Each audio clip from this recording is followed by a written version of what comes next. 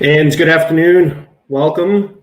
My name is Ryan Belmore. I am the owner and publisher of What's Up Newp, and we are continuing our 2020 voter guide, and we have been focusing all week long on Newport City Council candidates. We've talked with a number of them and have a number of more discussions upcoming. And if you don't know, and if you haven't heard, that's June back there, an arrow. If you haven't heard, there is a primary on September 8th that all residents of Newport, all residents of Rhode Island should go and vote in. Even every ward of Newport has a reason to go. In Ward 1, you'll be voting among 12. You'll be marking your 4 candidates that you like out of 12 for at large. That'll be narrowed down to 8. And then on November 3rd, you'll be narrowing that down to 4, which will be the future city council. That happens in Ward 1 and Ward 2.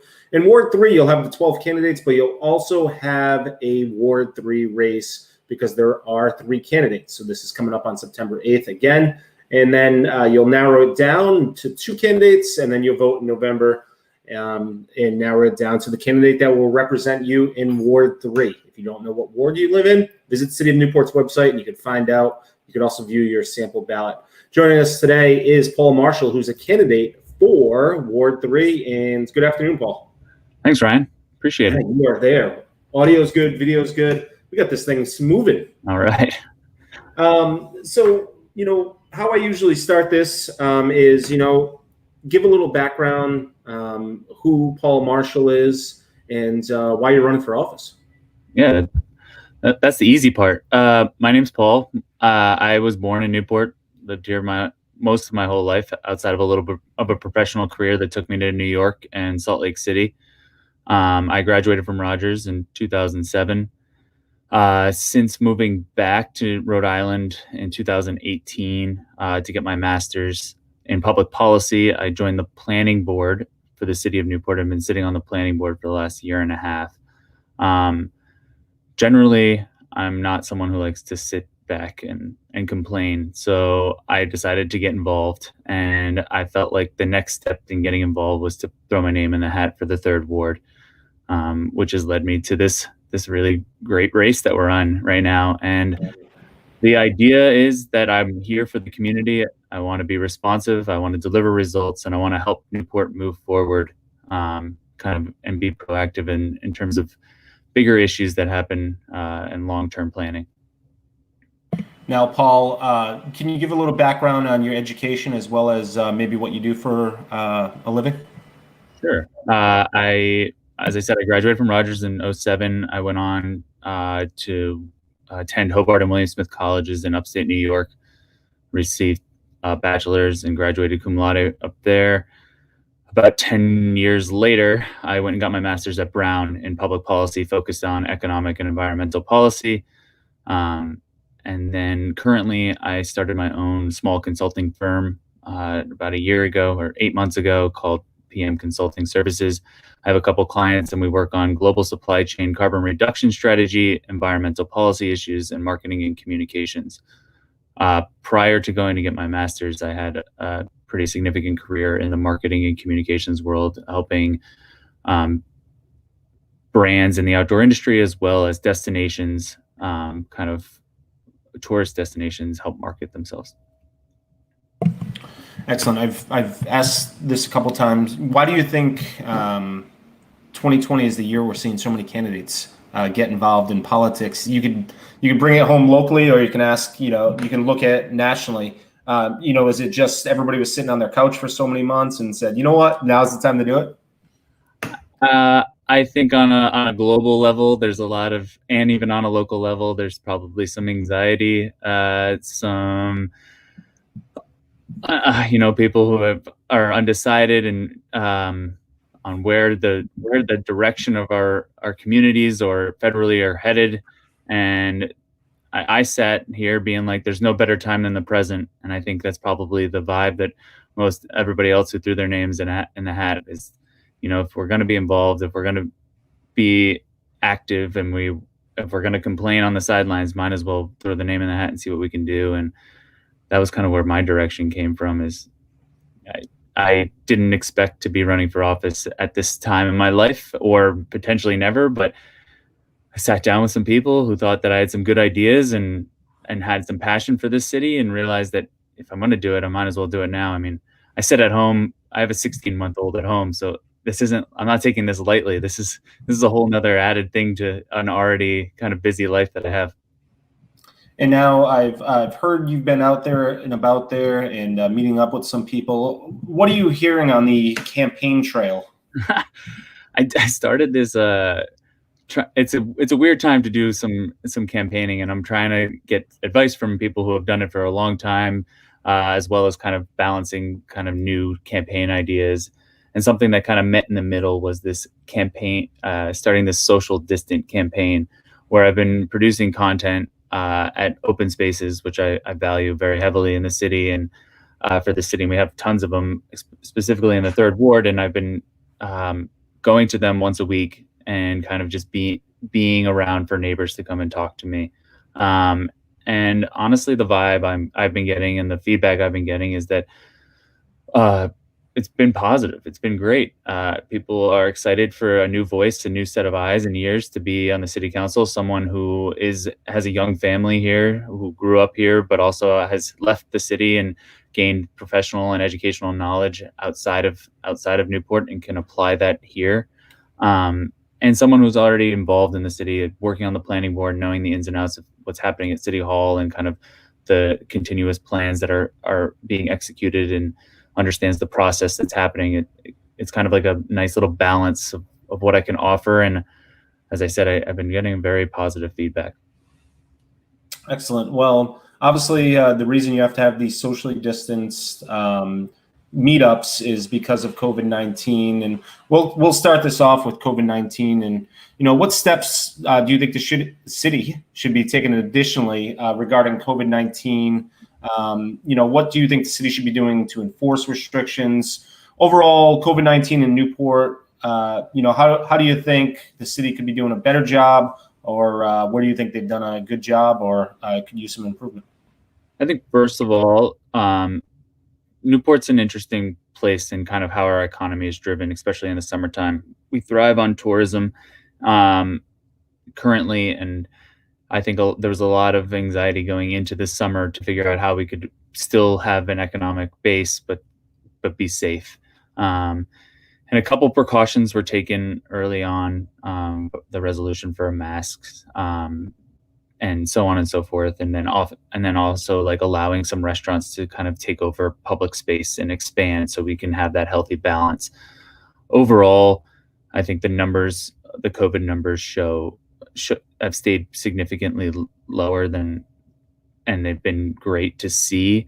And so that shows that we've had some safety precautions. I think the bars and restaurants have a good protocol in what they're doing. And it's nice to drive downtown and walk downtown and see people, adhering to the mask wearing policy and stuff like that.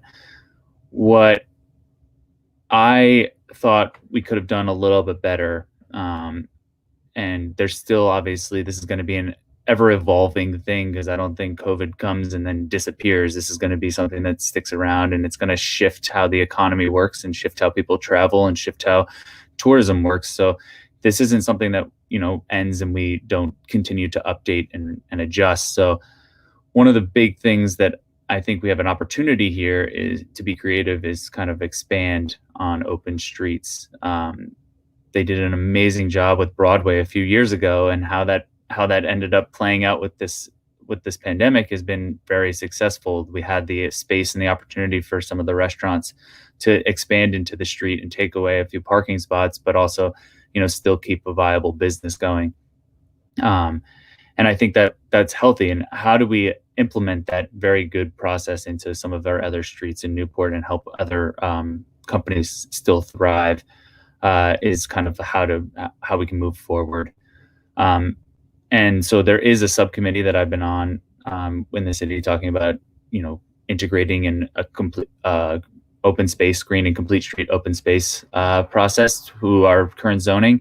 And it would be great. And this was pre-COVID, and this conversation's been kind of evolving, but it kind of takes precedent when you have this opportunity where you can can really make shifts and see how people react, especially when we don't know what the future unholds.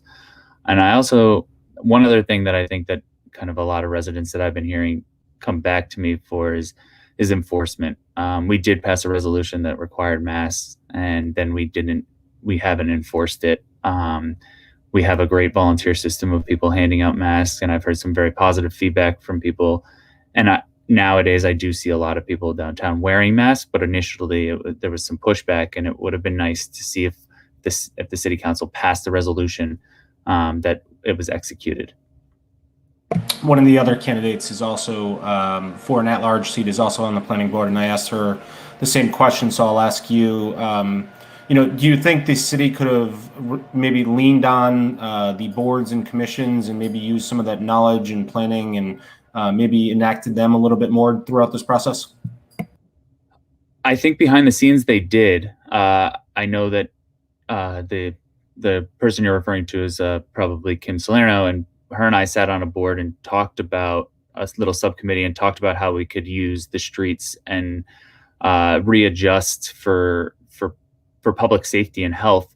And we approached city council on this topic, but there was just too many question marks in the air because this is an evolving process, and everybody's getting information coming down the ladder, and it just wasn't quite executable this past summer. But it doesn't mean that the topic isn't off the table, because there's a lot of great ideas that came from this, and I think that we can really find time in the future to maybe to implement these for one thing, but also maybe implement them on a full-time basis. One of the things that kind of came to the table that I really liked, and there obviously is some pushback, and you have to kind of balance with the economy downtown, because people some of the storefronts rely on cars for shopping. They want the ability that people can shop and put their bags in the car, and I get that, and I've worked in other cities that worked with other cities that have had the same problem. But if you were able to shut down some of the streets and make it only pedestrian friendly for certain parts of the time, and I'm not saying that this is like a definite thing, but it would be interesting to see kind of how the city adjusts to this and what it would do to the thriving community, and if it would be an economic driver in a positive way, or if it would be in a negative way. And I think some of those kind of concepts, sparked my interest, and it'd be worth exploring and seeing how they play out, especially in a time like this where things are so undecided. And let's talk about the economy, as well as maybe the economic recovery. What ideas would you have, or what would you do maybe to improve the city's economic recovery? Quite possibly the pandemic will still be going on come December, when the new city council will sit, and some ideas for after the pandemic ends, and what possibly ideas you might have, or what you think we can do. So this is obviously an ongoing, evolving question, but I do think that what we do is we have some great resources in this town already, and instead of trying to come up with something new, we should lean on some of our community resources to help. I had a great conversation with the Greater Newport Chamber of Commerce this past week, and talked about what they're doing to help businesses. And they're rolling out soon a plan it's called the Restore Newport Initiative. And that is to help small businesses and other businesses kind of adjust with the shifting economy from COVID. And why, if they put all this work in and they're working with the business community, wouldn't we want to emulate that, or compound on it, or work with them to help make that life easier and be a support system for something like that? They've built out a structure where they're working with kind of the 6 big drivers: the marine trade, the defense, manufacturing, hospitality, then the tourism, and the chamber. They're sitting in a room talking about how we can restore Newport's economy post this pandemic. And I think the ideas that are going to come out of that can be really useful and something that the city should be on board with and kind of help emulate and push forward. Of course, we talk about the economy and COVID, and the city itself has had seen. I think they cut back the 2021 budget, which has already started by between 3 and 4 million. So the question comes: does Newport rely too heavily on the tourism and hospitality industry? We're certainly hearing that often. When people talk about any new restaurant, any new hotel, we rely too much, all of our eggs. A lot of people will say that. What alternative industries should the city look to develop, do you think? I'd like to first preface that I spent about 12 years bartending, washing dishes, doing every odd job in the restaurant industry here in Newport. And I do know the impact that the tourism industry does have on the city. But I also agree that we sometimes, and in a time like this, we maybe rely a little too heavily on it. And where we should be investing our time, I know that there's big talk about, investing in blue technology and green infrastructure and bringing those kind of businesses, because that's the type of business, marine type businesses, to the city. But I think kind of as a whole, we really should just be looking at how to get, instead of finding a niche, finding and focusing on that niche, we should just be focusing on kind of the assets that Newport has to offer. We are a wonderful place to live. We offer a great quality of life as in a holistic sense. And we have world-class history, world-class waterfront access, and something that, not a lot of communities in New England or even the world can offer.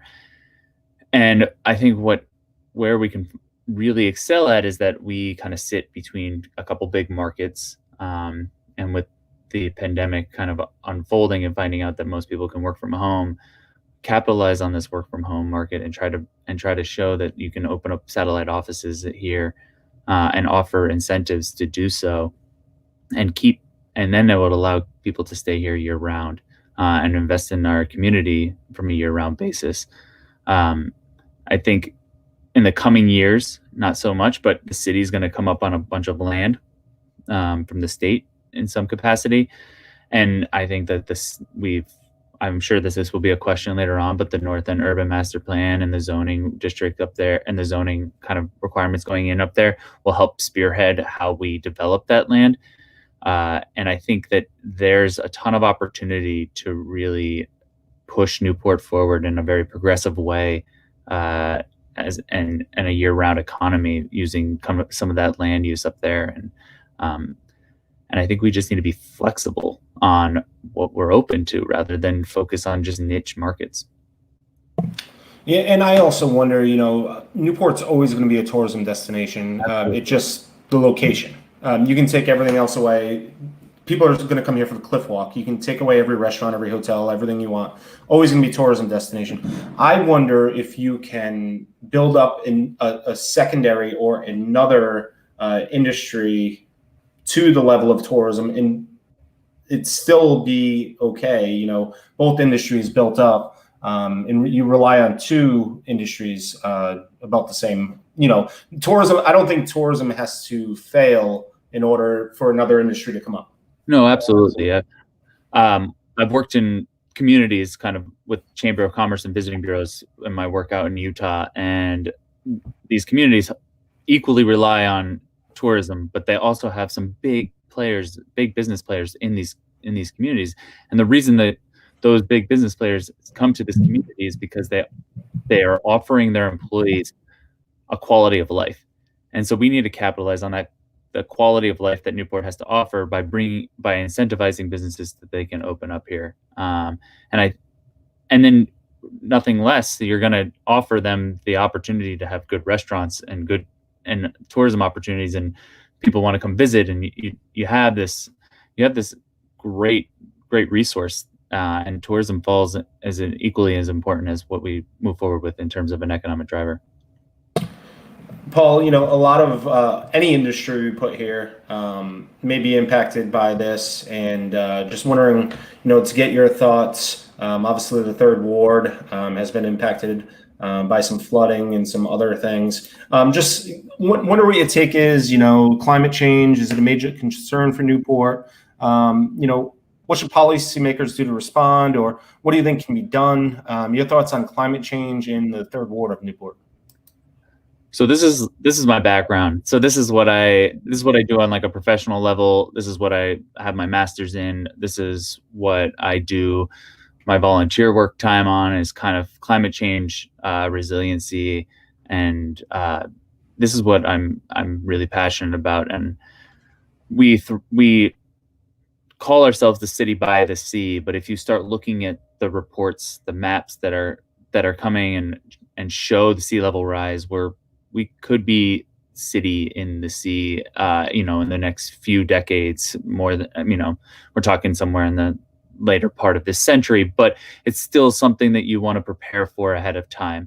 60% of our economy, our tourism economy, sits in a floodplain.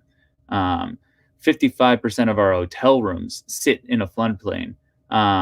So how do we, but then also, as you mentioned, there's a huge floodplain in the Wellington part of neighborhood of Newport. The Point is obviously has received national recognition in terms of what they're doing, but also kind of shows that they're in a floodplain. And so how do we address these in a sustainable, just, equitable way that doesn't become a huge tax burden on the city? And one thing that I kind of always allude to is that if we prepare appropriately, it'll be a smaller hit on the economy when we, instead of waiting for that 100-year storm, which seems to come not every 100 years anymore.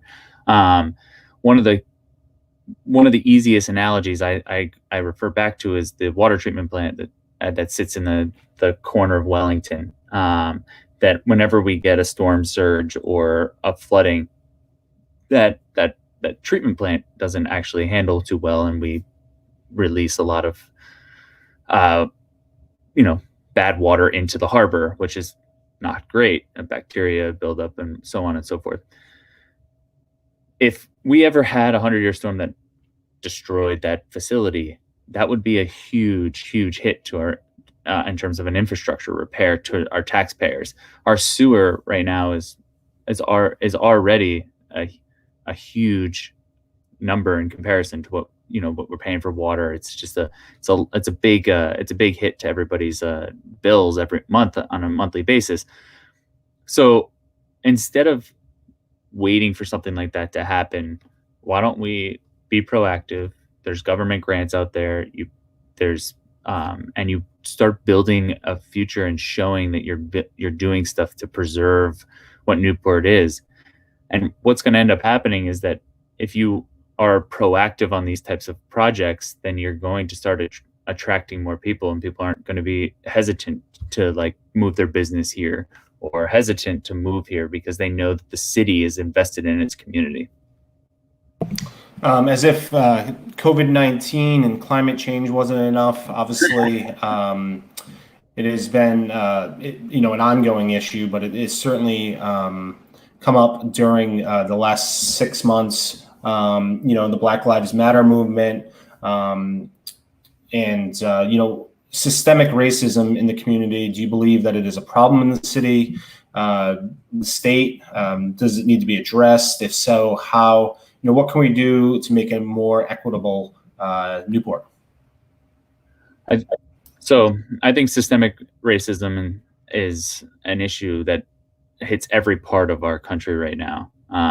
Nobody can say that they don't have some form of systemic racism integrated into the community. And it might not be at the residents' fault, but it's just kind of how history is played out and how things have been cut and not been equitable from a start. Now, what to do moving forward is the key issue, and something that we should very, very, very seriously take note of, and then move forward in every decision we make. Sorry, I fumbled there, but something that I've promised everybody I've talked to is that when every decision we make moving forward, if I was elected, that we would address it in a just and sustainable and equitable way. And this comes down to transportation issues, accessibility issues, climate resiliency issues. They all have an equitable lens that we have to look through when we're addressing big citywide decisions. I know that I'll be representing the third ward, and the third ward, might have some neighborhood updates that are needed, like stop signs or paving and stuff like that. And those kind of make sense with addressing those just for the third ward. But I think when we're talking about citywide decisions or even just bigger decisions within the third ward, we need to look at the value of it and its impact on its entire community. I think something that I can hang my hat on and something that I brought to the table was when Carpianato came to the seat to present the first time. Something that you went to the planning board with and pushed back on and included into our revisions going back to them was that they needed a community benefit agreement, something that provides some form of equitable like stance on how they can be involved in the community that they're impacting.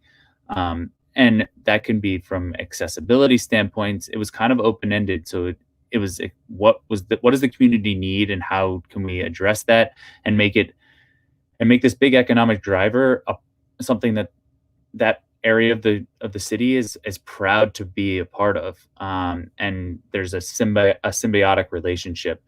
And I think that would benefit the entire community, as the entire city as a whole. Another issue, I think, back to the climate stuff, is like Almy Pond is one of the worst ponds in the state in terms of water quality. While most people don't, nobody has access to Almy Pond because you shouldn't be going in the water there, but it does have a flow that overflow that puts bacteria in the water and closes beaches.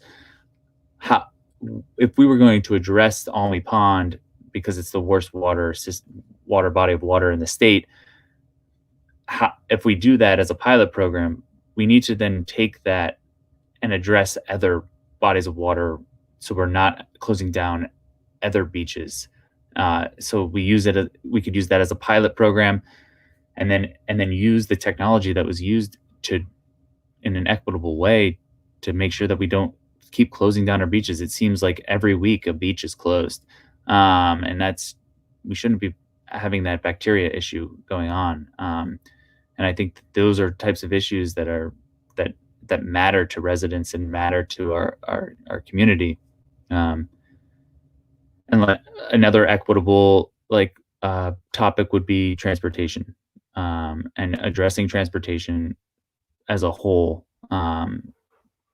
in an equitable lens would be very useful for this city, and really honing in on how we can make this place a more pedestrian, bike friendly community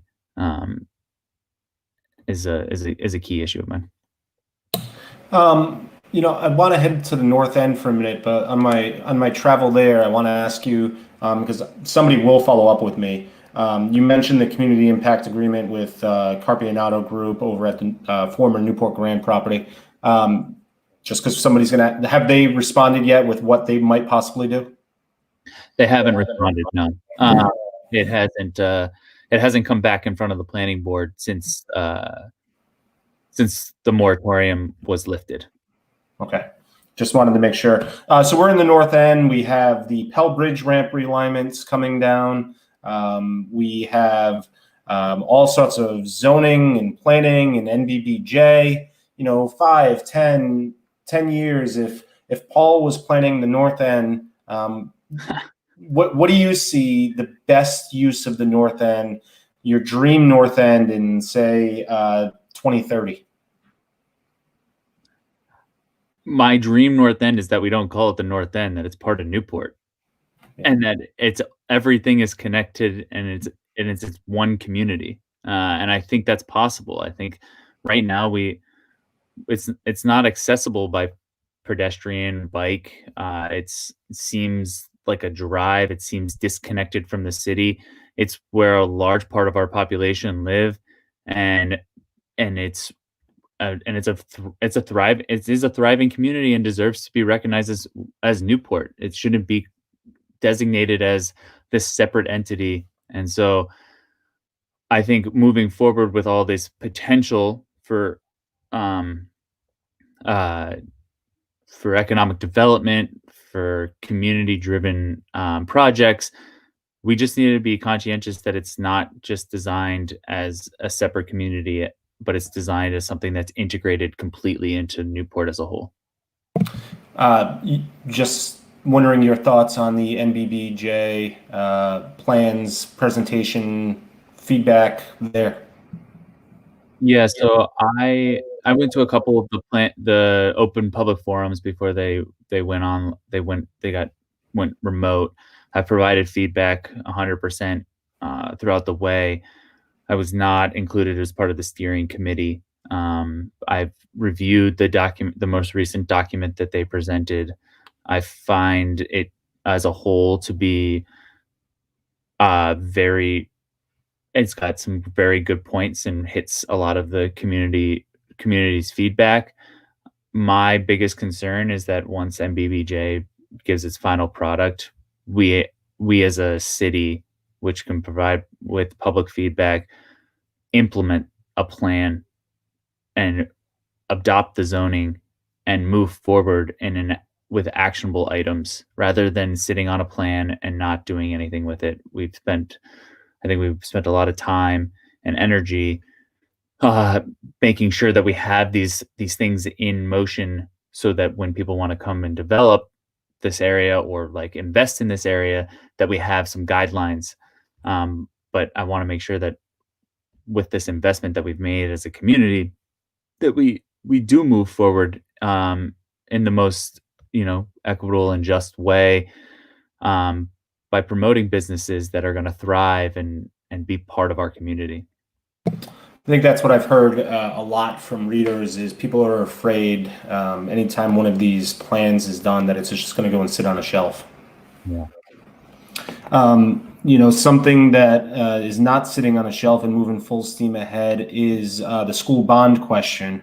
That is headed right for the November 3rd ballot, and it would be a new Rogers High School for those who haven't been paying attention, as well as an addition over at the Pell Elementary School. Do you support the school bond question? And if not, or if the bond fails, what do you think the city should do to address school building needs here in the city?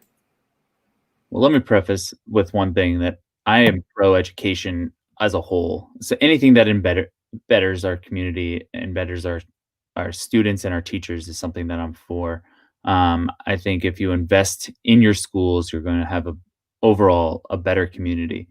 In regards specifically to the bond question, I think there's no better time than now for this to pass for economic reasons.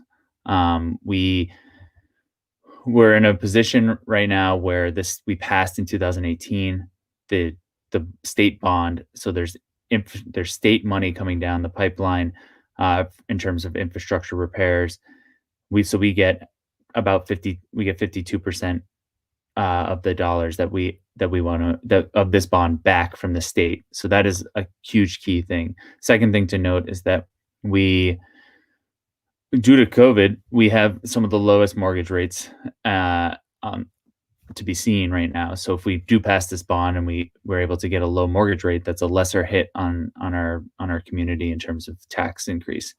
Those are two key issues that I know that people are concerned with, is the hit on their taxes. This is the time to do it, because if we wait and don't pass, then we lose both those opportunities.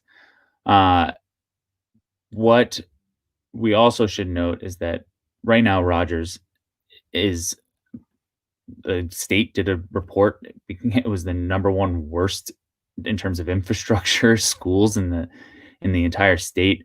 We live in a very, very very beautiful and nice community. We shouldn't have the worst infrastructure wise school in the state. And I can't talk to why it's like that in the past, but moving forward, I wholeheartedly believe that we should be investing in our schools. Um, and it's for the safety of our students and our teachers.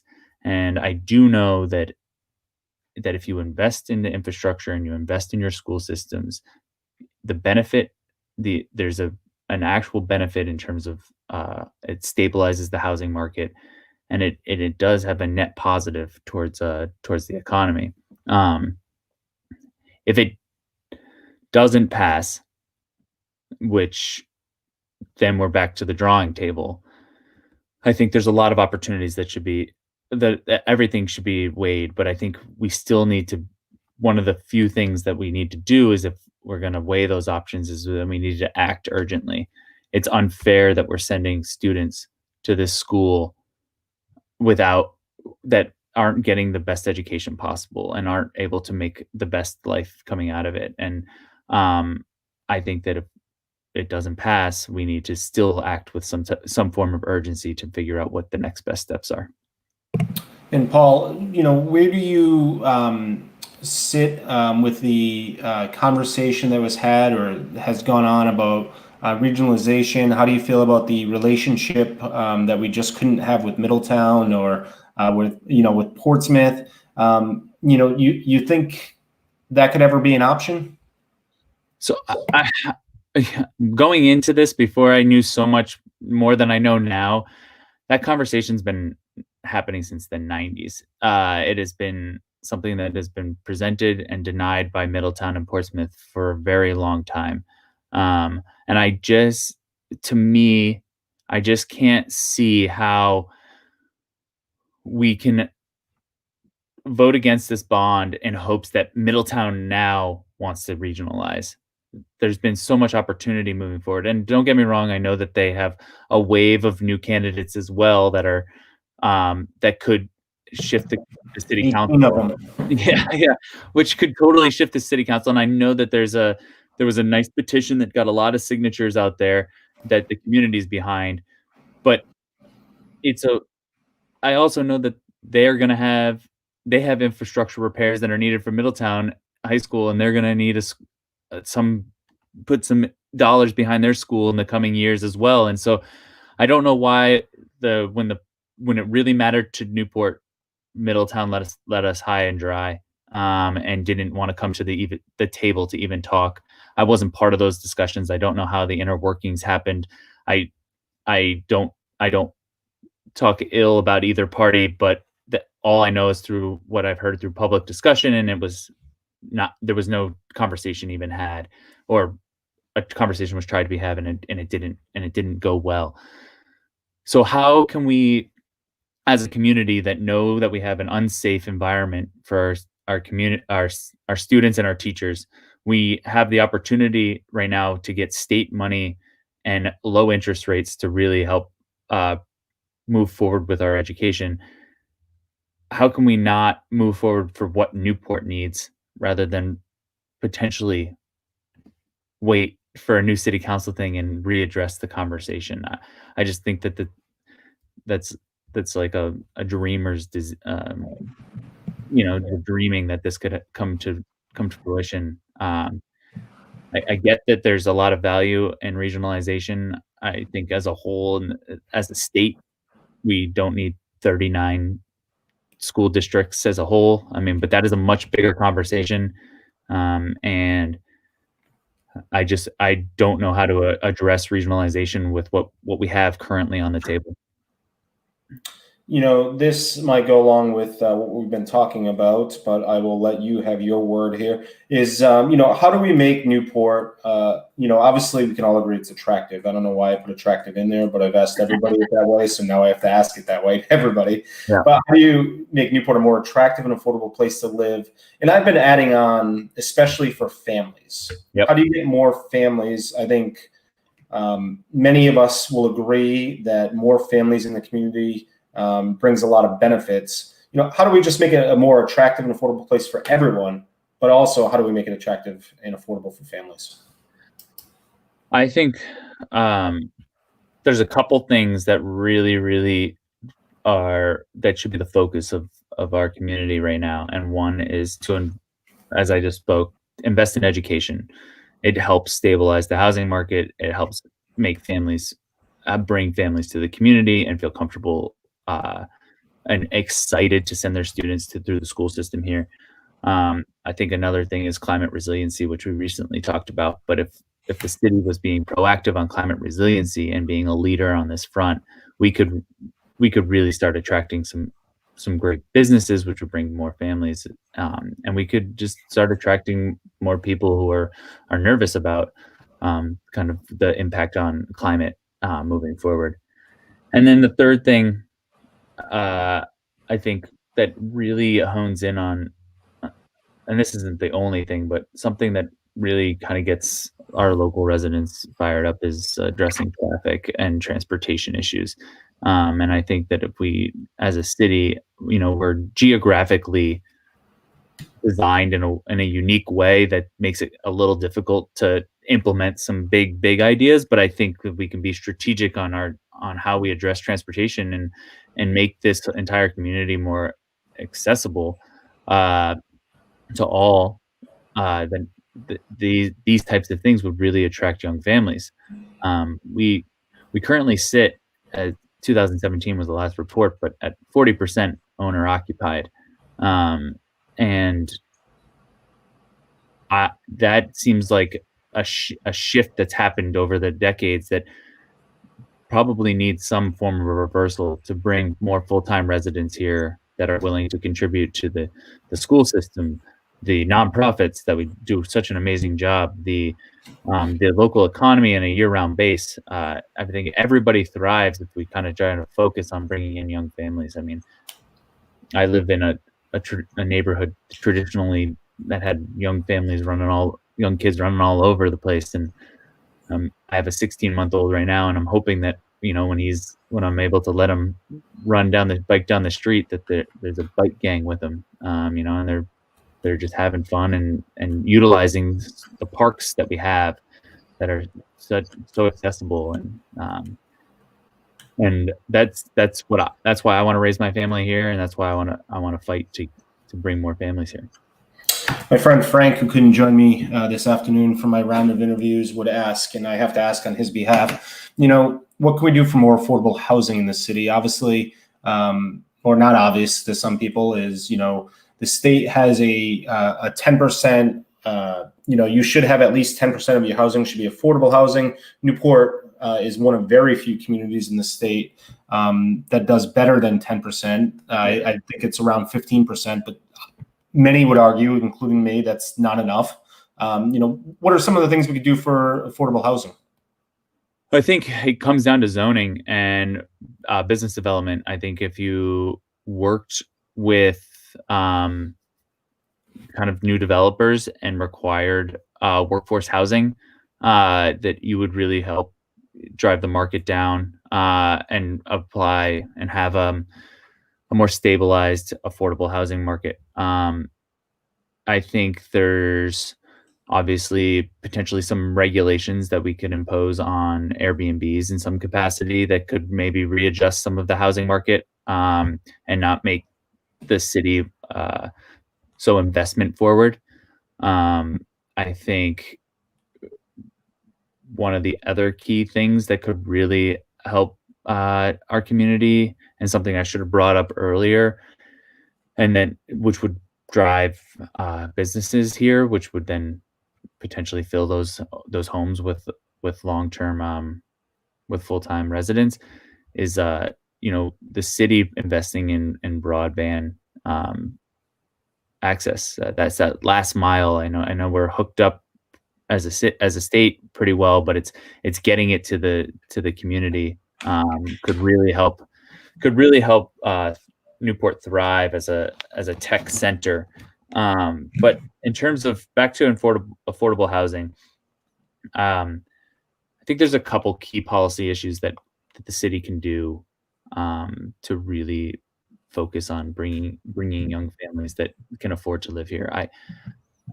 It breaks my heart a little bit to watch our community, our teachers, our firefighters, not be able to afford to live in the community. I think at one point in Newport's long history, firefighters were required to live in the city. I recently reached out to the city to find out how many full-time employees actually lived in Newport, and that includes police, fire, school, public utilities. We're at 28%. So my focus would be on trying to bring in our civic leaders and our involved community back into being able to afford to live here, because nothing better than knowing that you're the person that's going to save your house, your firefighter lives across the street, if something goes wrong, or your teachers are close by. So that was a little disheartening for me, and something that I really do want to help focus on. And it's better when you have these people, these community leaders who live here, invested in the community around. We're paying for their salaries, right? As part of the majority of Newport's budget is property tax, and that budget pays for salaries, and then they're spending it on a mortgage or something outside the city. So if you want to bring a circular economy back, maybe focus on some of the people who actually invest in the city to live here full time. Just to follow up, do you think it should be a requirement to live within the city if you are in any certain position as a city? I don't think you should require anybody to do anything they don't want to do. But I think that the opportunity should be people should be allowed the opportunity, if they could. We've talked about a lot, and there's certainly a lot to do, but it's only a 2-year term. And, maybe when you were thinking about running for office, you started making a list of some of the things you'd like to accomplish. So this is the best way I have of asking it. If elected, what are your, top 3 priorities or priorities? Okay. That's how that was spun. I know, I go all over. My top 3 priorities, right, are making sure that everything that we do in terms of impact for the city is looked through an equitable and just and sustainable lens. That is something that I want to make sure that we do very strategically, because the decisions that are being made right now, I think we're in a very interesting time in Newport's long history, to shape the next 20 years. We have a lot of interest from economic drivers. We have, for business development, we have an interesting pivot point in terms of understanding how we're tied to tourism. And so how do we balance all these and move forward in an equitable way? That's priority number 1 for me. Number 2 is making sure that we invest and start thinking long term about climate resiliency and climate change. Outside of the storm sea level rise that I mentioned earlier, I've worked with communities that have set carbon reduction strategy plans, and leaders kind of on a municipal level, and we can do that from an energy and environment standpoint that could really benefit our community and potentially produce revenue streams that aren't there, that could help put money back into our municipality and fix some of the like climate issues that we have. And so we have to think about that strategically. And then third, and I've been an advocate of this from day one, is kind of addressing the future of transportation for this city. I was one of a great number of people who are involved in this community who helped spearhead this transportation master plan, and the RFP for hiring a consultant who would take on that was sent out earlier this month, and we'll go through the process of hiring a consultant as a city to figure out how to address transportation in a holistic way for this community. And that's something that I feel passionate about. I think the last study that was done for the city on this was in 2004, I believe. transportation's changed drastically since then. Our city's changed drastically from this, and we need data-driven results to know exactly where our places bottleneck and how they bottleneck and when they bottleneck and how we can adjust that and where we can reformat parking and how we can alleviate some of the stress points on the city and how we can be more bike and pedestrian friendly and how this can help benefit the local retail companies as an economic driver, and how we can address transportation to Rogers High School, for that matter, sitting where most of the students come from, farther than a mile or so away, and just think about how we move as a city in a very strategic way is something that I feel very strongly about, and making improvements on.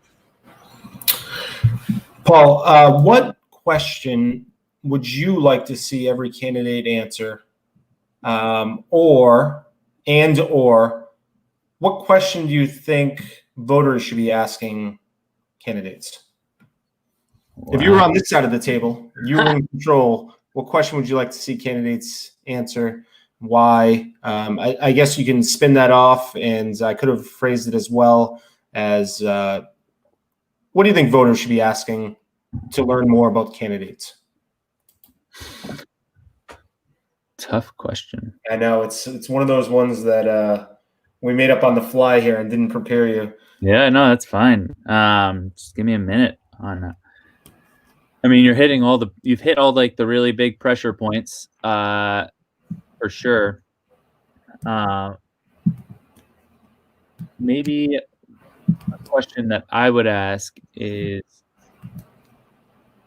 if budget wasn't an issue, and I guess we can just go with budget wasn't an issue, what would be something that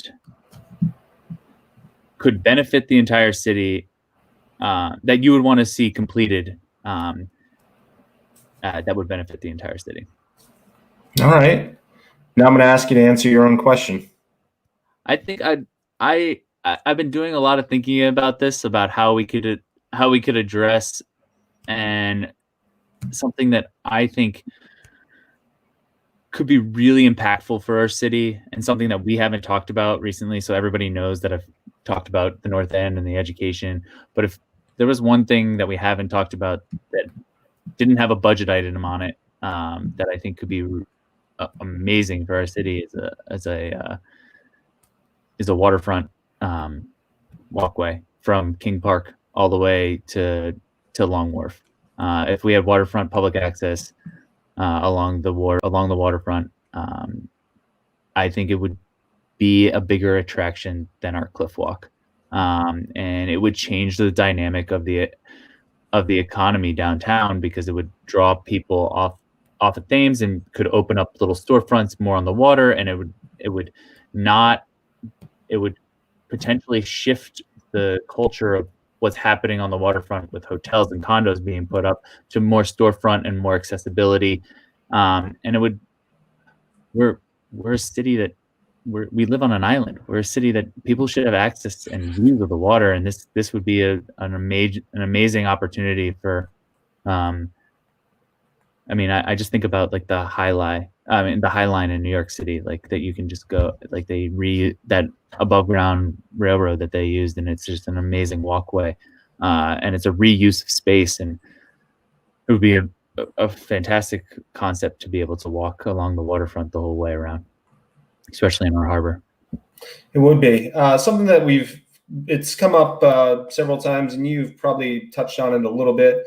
But this is a question I've had fun asking, is about a charter review for the city of Newport.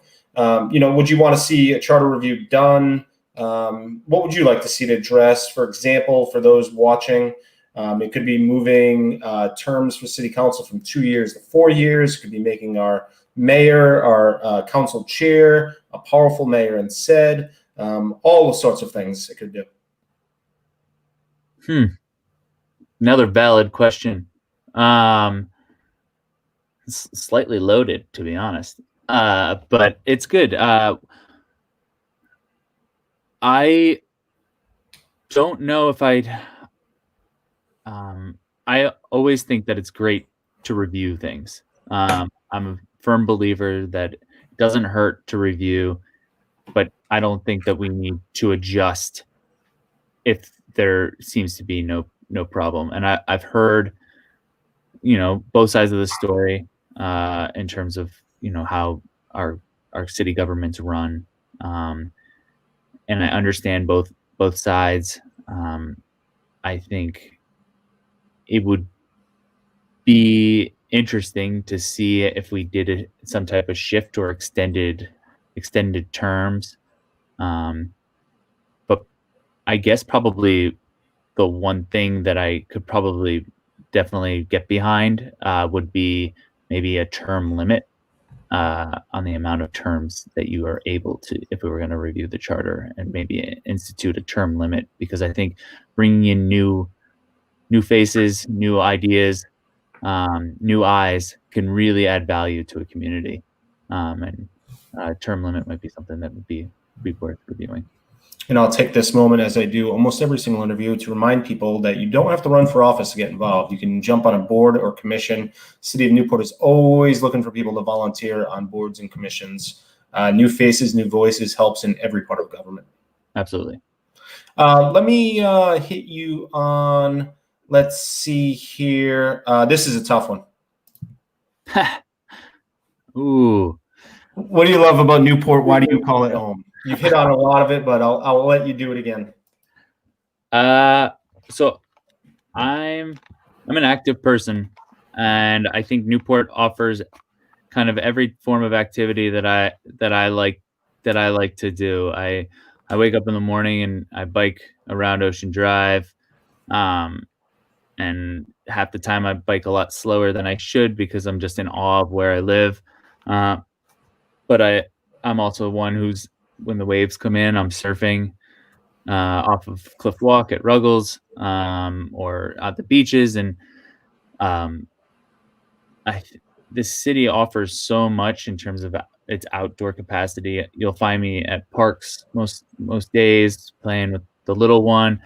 That is one of the key things of why I live here, is just that offering that quality of life so easily out the door. But why I love Newport is it is a community that cares about itself, and cares about the quality of life that's had here. And you can walk downtown and know the next person, or walk around and you know somebody who knows somebody, and there's a long history of people who have lived here for generations, and that's something that you don't normally get in other areas. I recently found out that my great grandfather, his second career was a civics teacher at Rogers, and I was thinking it would be, man, if he was like alive and he saw that his great grandson was running for office, like, I mean, you can't like, it's like a story that out of a book or something like that. So it's those types of like anecdotal stories that really tie this community together, and it's something that I want to pass down. And I'm deeply passionate about just being here for the community and helping it steer into the next phase. Excellent. Anything we missed today, Paul? You tell me. That's a lot right there, and I hope and encourage everybody to go back and watch this interview, as well as all of the other interviews we've done and the ones that we'll be doing. So I think we've hit on a lot. One important thing we have to hit on is if people want to contact you. If people want to contact me, they can either call me. My cell is 401-595-0908, or they can email me at paulmarshall@thirdwardcitycouncil.com. Third is spelled 3RD. Or they can visit me on my website at paulmarshallnewportri.com. Ryan, I just want to say thank you for taking the time today to speak with me. I know that you've spoken with a lot of other candidates out there, and this takes a lot of energy from you. And I was listening to a bunch of them, and they all seem like they're doing it. Everybody's doing a great job and really has some great ideas. And I appreciate you providing this platform for people to talk. Of course, I think it's great for candidates to be able to give a little bit longer than maybe a 30-second, 1-minute answer. And feedback I've been hearing is it's really letting people to get to know candidates and their personalities. And, it's all positive feedback so far. And we enjoy doing it, even though it may take us 20 hours just to get through Newport City Council. I was waiting for Frank to show up because I know there's all the other ones. You guys are both wearing hats, and I was gonna throw on my hat for. Oh, there you go. Yeah, Frank. It's his 30th wedding anniversary, so I gave him the afternoon off. Well, that's awesome. Happy anniversary, Frank. All right. Well, Paul, we appreciate it. Best of luck, and we will chat with you soon. Thanks, Ryan. Appreciate it. All right. Take care. Bye. And on behalf of myself, Frank Prosnitz, and all of us here at What's Up Newp, we appreciate you watching. Stay tuned for the next one on whatsupnewp.com as well as on our Facebook page.